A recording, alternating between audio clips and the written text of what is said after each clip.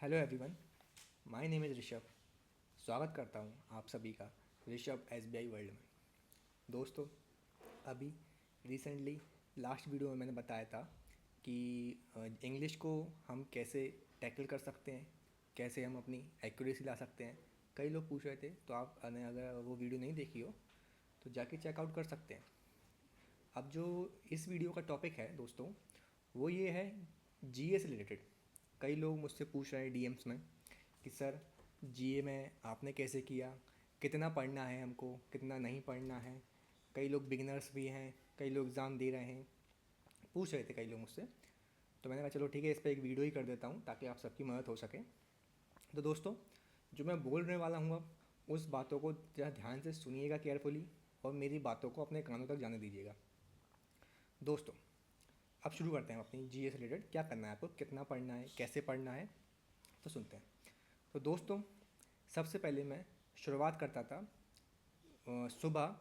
कुश sir, आपने नाम सुना होगा, यस ऑफिसर पढ़ाते हैं कुश सर। कुश सर करंट अफेयर की क्लास पढ़ाते हैं सुबह। सुबह लगभग, पहले तो शायद 7 बजे होती थी, अभी पता नहीं मुझे कितने बजे हो रही। पहले 7 बजे होती थी। 1 घंटे की उनकी क्लास होती है करंट अफेयर्स की। ठीक है। तो सबसे पहले आपको क्या काम करना है, सुबह उनकी रेगुलर क्लासेस करनी है। सबसे पहला काम आपको ये करना है कि उनकी सुबह 1 घंटे की रेगुलर क्लासेस करनी है। रेगुलर क्लास कर ली 1 घंटे की, जो भी उसमें वो समझाए बहुत अच्छी तरह से समझना है हमको।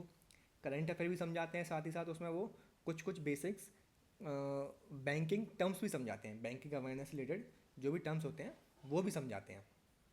तो उनकी क्लास हमको बड़ी ध्यान से सुनना है, नोट्स नहीं बनाने हैं।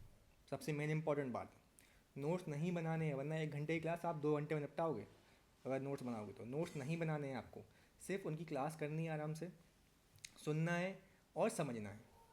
पहला काम आपने ये कर लिया। दूसरा काम क्या करना है आपको, उसके तुरंत बाद ही क्या करना है, उसी डेट की पीडीएफ याद करनी है।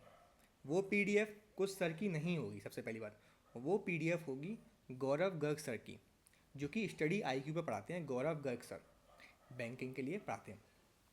ध्यान रखिएगा, पीडीएफ आपको याद करनी है गौरव गर्ग सर की, उसी डेट की। समझ गए बात मेरी, अच्छे ध्यान से समझ गए।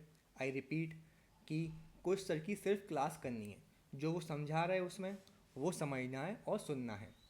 उसके बाद आपको उसी डेट की गौरव गर्ग सर की पीडीएफ डाउनलोड करनी है और उसी डेट की वो पीडीएफ से लर्न करना है। समझ गए मेरी बात।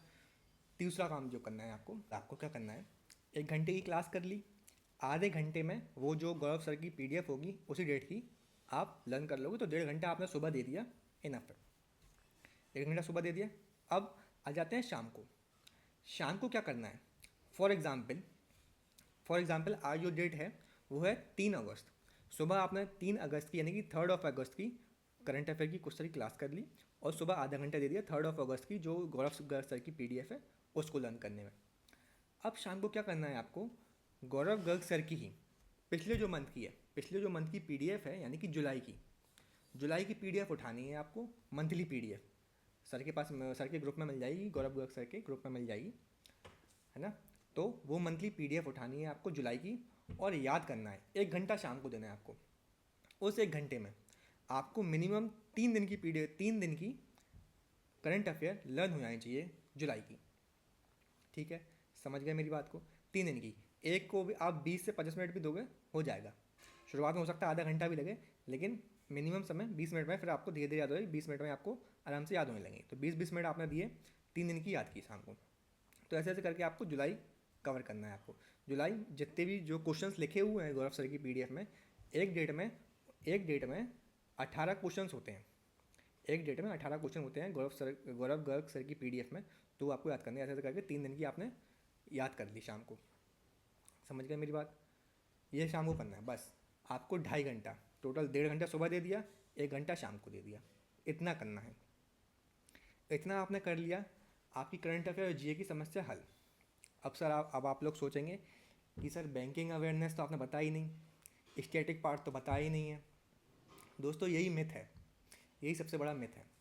देखो, बात करें टीचर्स की, टीचर्स का तो काम है पूरा पढ़ाना, वो तो पूरा पढ़ाएंगे ही। बट स्मार्ट वर्क आपको यहाँ करना है। अब जो मैं बताने जा रहा हूँ बहुत ध्यान से सुनिएगा, वेरी इंपॉर्टेंट पार्ट होने वाला है ये वीडियो का। वो ये है कि टीचर्स का तो काम है पूरा पढ़ाना, बट आपको कितना पढ़ना है वो हम लोग बताएंगे। हम लोग यानी कि जो क्वालिफाई कर चुके हैं एग्ज़ाम्स, है ना। आपको कितना पढ़ना है वो सुनिए ध्यान से।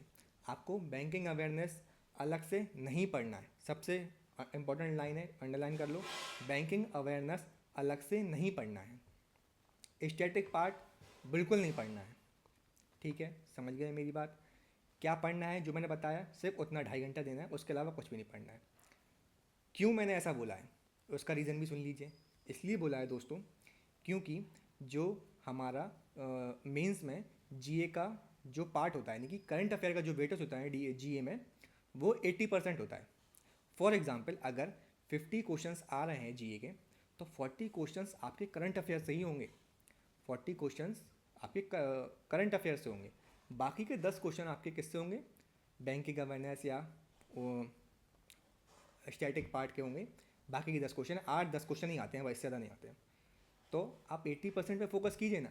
40 क्वेश्चंस में से अगर आपने 15-20 भी कर दिए ना, आपका एक तरफा पेपर निकल जाएगा, एक तरफा। तो आप करंट अफेयर पे फोकस कीजिए ना। रही बात बैंकिंग अवेयरनेस की, तो मैंने कुछ सर की वीडियो इसलिए आपको रिकमेंड की, इसलिए देखना है आपको, जो उसमें सर बैंकिंग अवेयरनेस के टर्म समझाएंगे ना, उसी में आपकी बैंकिंग अवेयरनेस पूरी तरह से कंप्लीट हो जाएगी। आई रिपीट, जो सर बैंकिंग अवेयरनेस के टर्म समझाएंगे करंट अफेयर की वीडियो में, वो बैंकिंग अवेयरनेस उसी से कंप्लीट हो जाएगी। बस उतना ही पढ़ना है आपको, पूरी किताब नहीं पढ़नी, स्टैटिक पार्ट नहीं पढ़ना है। करंट अफेयर की क्लास में ही सब कुछ पढ़ाया जाएगा आपको, समझ गए मेरी बात। इतना पढ़ना है बस आपको, और बिल्कुल परेशान नहीं होना। क्योंकि जो कंटेंट, जो भी क्वेश्चंस आएंगे ना, वो देखना आप, ज़्यादा से ज़्यादा मिलते जुलते क्वेश्चन गौरव गर्ग सर की पीडीएफ में से आ जाएंगे। गौरव गर्ग सर की पीडीएफ में डायरेक्ट क्वेश्चन आते हैं, डायरेक्ट क्वेश्चन बनते हैं। मैंने खुद दिया है। मैंने एसबीआई जे के एग्ज़ाम, यानी जूनियर एसोसिएट के एग्ज़ाम में मैंने अटैम्प्ट किए थे करंट अफेयर के क्वेश्चन लगभग 22 मैंने अटैम्प्ट किए थे, जो कि सीधे सीधे क्वेश्चन आए थे गौरव गर्ग सर की पीडीएफ में से। सीधे क्वेश्चन, डायरेक्ट क्वेश्चन मिल रहे थे। तो इतना आपको करना है। 22 क्वेश्चन में से मेरे शायद 2 क्वेश्चन गलत थे, 20 क्वेश्चन मेरे सही थे। 22 क्वेश्चन मैंने अटैम्प्ट तो कर दिए। जब पेपर ख़त्म हुआ मेंस का, 10 अप्रैल को था मेरा मेंस का एग्ज़ाम, जब बाहर बच्चे लोग निकले, एस्पिरेंट्स निकले, मैंने सबसे पूछा आपके कितने अटैम्प्ट्स रहे भाई जीए में, आपके कितने? कोई कह रहा 5, कोई कह रहा 4, कोई कह रहा 2, कोई कह रहा 6।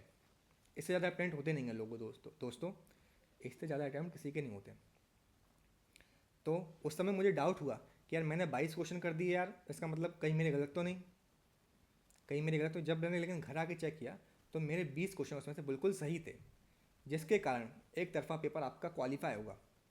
ध्यान रखिएगा दोस्तों कि पेपर क्वालिफाई आप जीए और इंग्लिश के सहारे बहुत आसानी से कर सकते हैं, अगर आपने इन 2 सब्जेक्ट पे कमांड बना ली। क्योंकि क्वांट्स और रीजनिंग हर बच्चा कर लेता, हर बच्चा दिन भर क्वांट पढ़ रहा, दिन भर रीजनिंग लगा रहा, हर बच्चा कर लेगा क्वांट और रीजनिंग, आप भी कर लोगे उतना ही।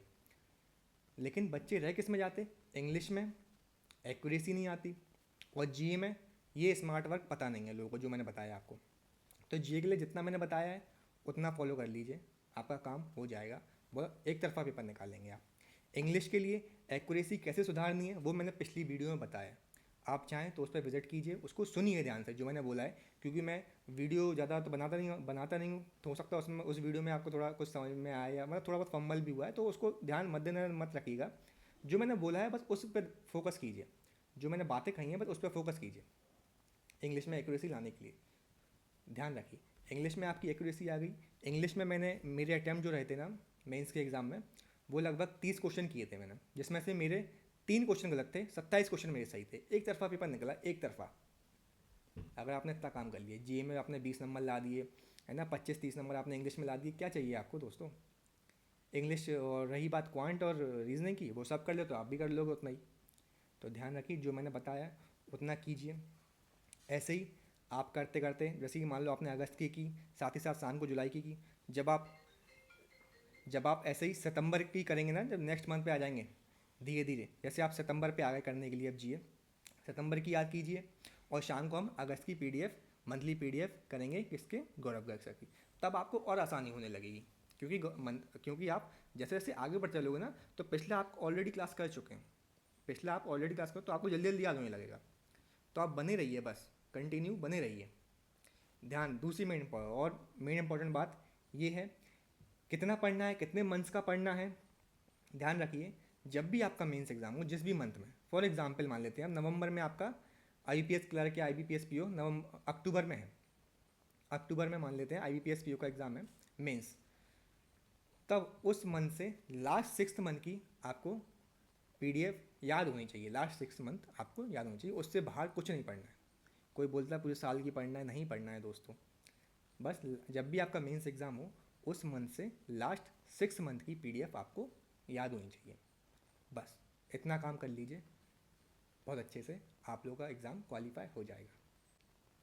तो इसी के साथ दोस्तों वीडियो को एंड करते हैं।